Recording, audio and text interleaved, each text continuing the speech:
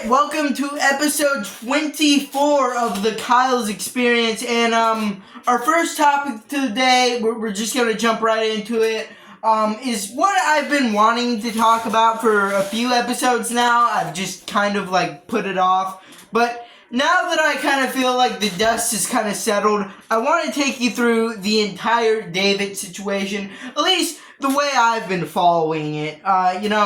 This may not be the most in-depth dive into the David situation, but you are going to get the key plot points here. But anyways, who is David?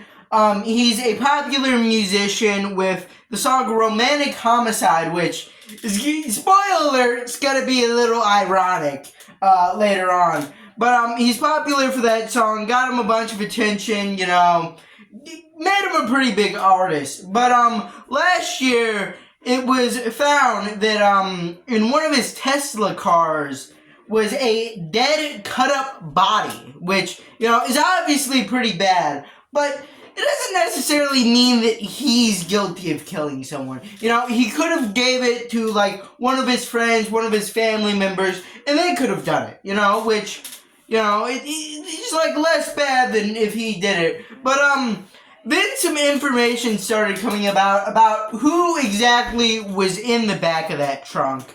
And, it was a girl by the name of Celeste. Now, this immediately started raising suspicion, because, I believe David had a tattoo of the name Celeste, alright? Already, kind of making him look a little bad. There was also a live stream clip of him hanging out with a girl named Celeste. Again, not the best. He seems to have ties to this person.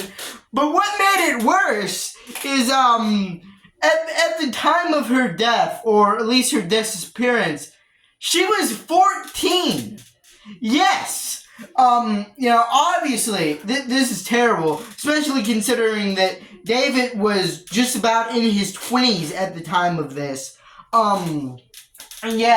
As more and more information started coming out, there was more and more stuff tying this situation to David. There was also the whole thing with them having matching tattoos as well. There was a lot of evidence tying him to this case.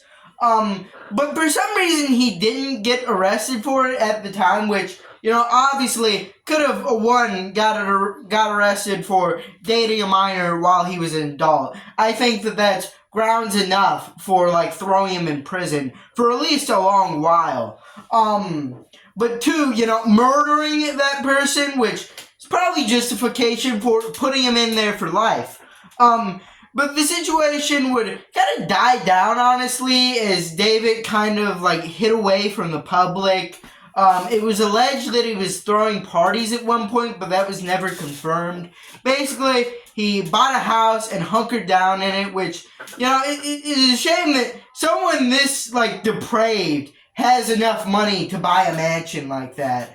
But anyways, he hunkered down for a few months, kind of went ghost on social media, and investigators were still trying to put all the pieces together. They were calling in witnesses. They threw one of his friends in jail for a few months because he wouldn't be a witness for this case. But recently, it finally happened. He was put in jail, finally. And the disturbing details do not just stop at this point. There are more disturbing details yet to come out. Apparently, he had 40 terabytes of CP on his computer. 40 terabytes!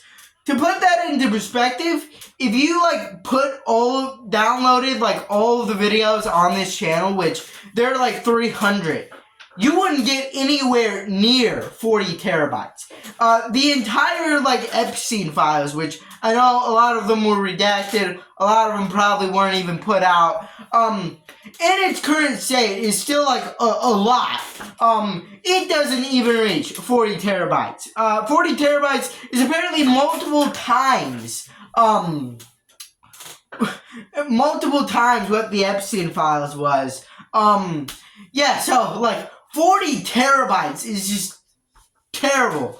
Yeah, obviously after all of this evidence, I didn't even go into it all. Which, I feel like the evidence presented here is pretty compelling, but I didn't even go into, like, all of the evidence connecting this guy to this crime. But, anyways, after it was all presented to the judge, and, the 7 months were apparently spent pretty well on forming this case, because they did a pretty good job with it. After all this was shown to the judge, they found David guilty on, like, multiple, like, different charges. And, now apparently they're considering either a life sentence or the death penalty, which, the thing about the death penalty is, this case was done in California. The last time the death penalty was sentenced to in California was 20 years ago. In 20 years, there has not been a crime worse than this committed in California. Let that sink in, alright? How terrible this person is. And, one more thing I gotta add to this. People always say incel-core artists are like depraved degenerates, in which case, some people are, not gonna point out specific people, because I don't want to get sued, but there are definitely some depraved people in incel core. There are definitely some pretty nasty allegations swirling around the incel core genre. Nothing even, like, comes close to being a 20th as bad as this situation is. A girl literally died.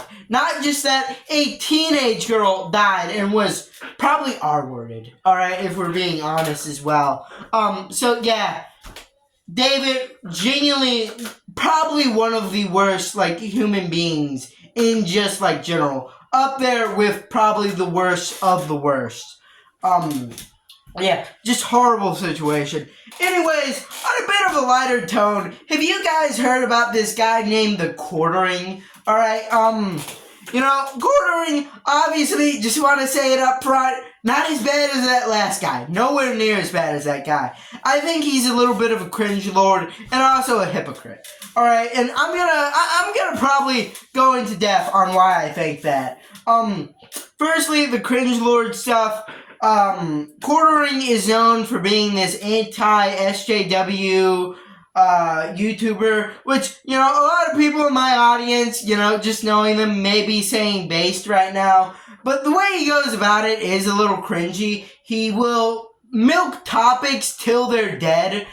He infamously made, like, 80 to 100 videos on the whole Bud Light, Dylan Mulvaney situation, which, there were probably updates to that story. You could probably justify making multiple videos on it. 80 is a little insane.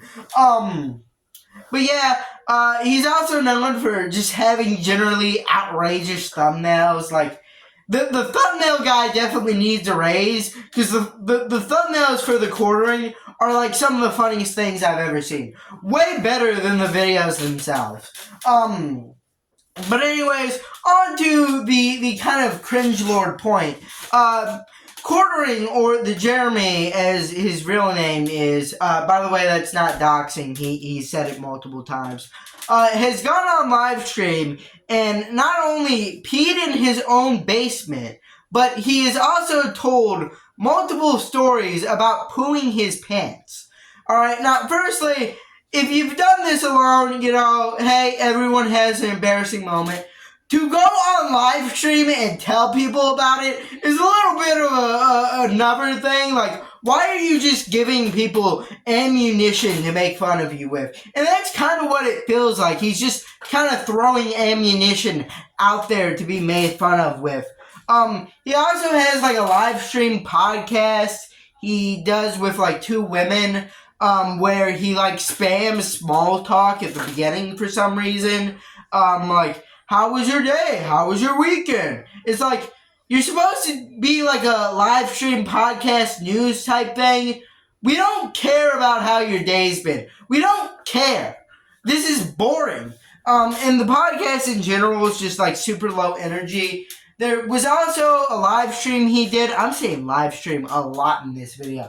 But anyways, there was a live stream he did at a Renaissance fair where he was IRL streaming and he was filming people and he was making pretty weird comments about a lot of the women there. Like, he was calling, like, a mom a MILF, like, in front of her kids, which I think is just pretty weird, pretty off-putting. So, yeah, I didn't go into everything, but there is definitely a lot to make fun of about this guy.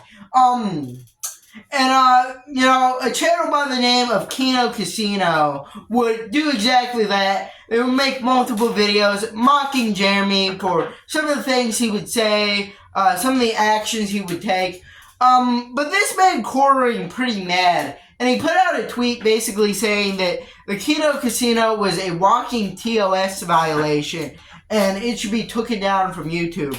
And immediately after he said this, the Kino Casino started getting strikes, which, you know, obviously led people to thinking that the Quartering did it, which, you know, it doesn't necessarily mean that, but I also think that it's really irresponsible because that tweet could have also encouraged other, his fans to kind of mass flag their channel, getting them a bunch of strikes.